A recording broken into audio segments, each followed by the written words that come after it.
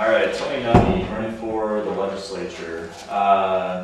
We obviously all know you, but if you could take maybe just 2-3 minutes to kind of explain why you're running, what got you started, what got you interested, and then after that we'll just hammer you with some questions. So.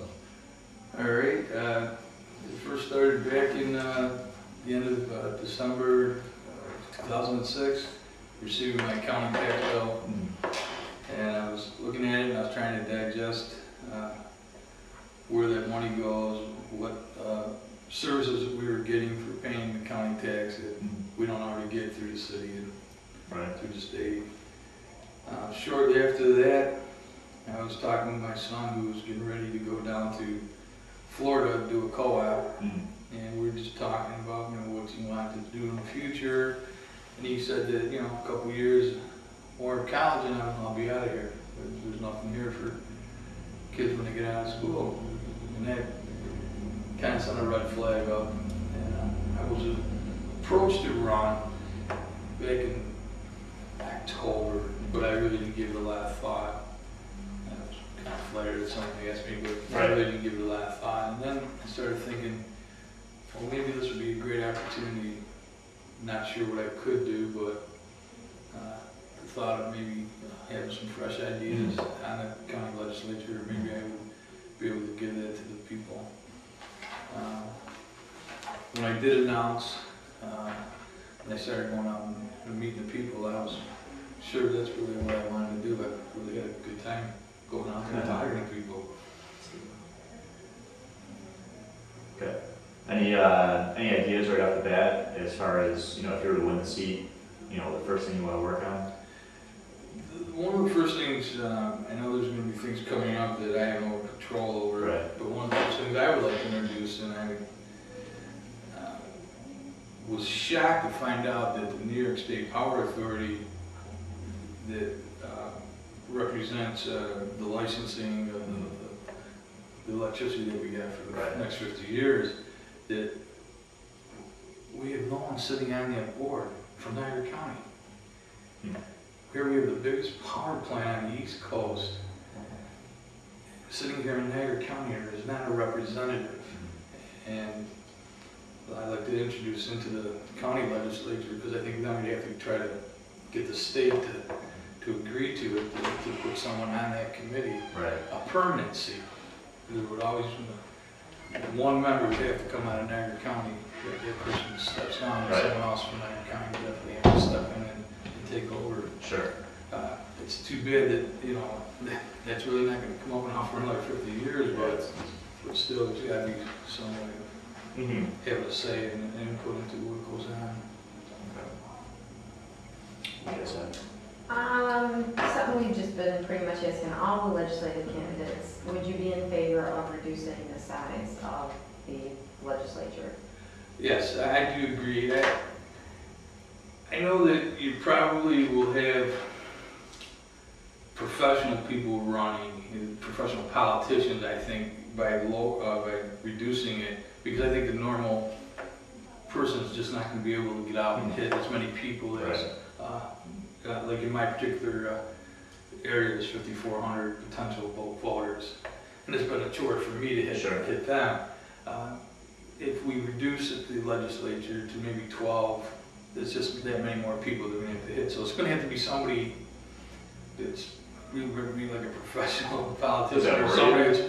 I mean, if you're talking professional politician. I don't, it's funny, I want to get into this position, but I don't want to be a politician. And, but I could see reducing it so that there's just too many cooks in the kitchen. And, I watch the meetings, and I'm just amazed at what goes on.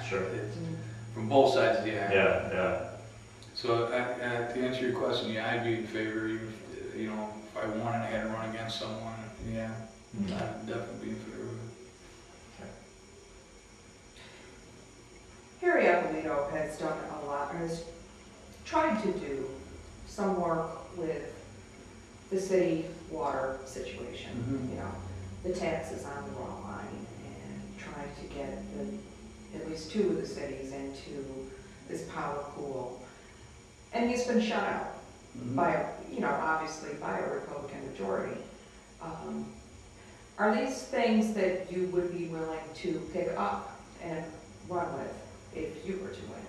Yeah, I looked into it a little bit, and actually Glenn Aernow brought it up originally, and it was still shot down. And it's because of the townships that a lot of these county legislators, their constituents are in, and they put a code, they kind of shot it down. I'm thinking if there's some new blood in there, and it may seem kind of funny, but Harry tried to get this passed, and I'm sure he had 4 or 5 votes in his favor. So if I could get in there and swing 3, 4 more people, well, to get to the 10, right? There should be no reason other than if it becomes political that the people who agreed with Harry should agree with me. They're still around, yeah. If they're still around. Yeah, right. Because if I introduced it basically the same way he did, why would they change their vote? So I would try to get that through also. That would be another one of the things. I'm hoping that, say if Mr. McNall was in there and he's a Lockport person, or the other 2 people from the Lockport area, convince them that this is the right thing to do, I definitely go after that. But if Glenn couldn't do it with the same party backing, do you think you'd be successful? I mean, you know what I mean? I think Both so. Republican and Democrat have tried it from what you were saying, so if it's political now, how are you gonna make it different, you know what I mean? Yeah, I understand that, but I'm not quite sure where Harry was when Glenn introduced it, and I don't really have the minutes like it, and maybe that would also help to get it shot down. But now that fresh in everyone's mind, Harry's approached this, well, people who agree with Harry should really agree in principle to doing this too. Right. Okay. Do you anticipate new blood being infused into the legislature? I mean, if you're looking at all the races, do you see that happening? The ones I've been following, I think there could be a couple shakeups in Niagara Falls in particular. I was impressed with Mr. Cheney, and just talking with him after the forum. Today, yeah. He seemed very informed, and he also seemed like someone that would just listen to common sense. He doesn't seem like he's going to be all that politically motivated just because he's a Democrat. Right. And I think that'd be great. I would like to see maybe 4 or 5 changes across the board.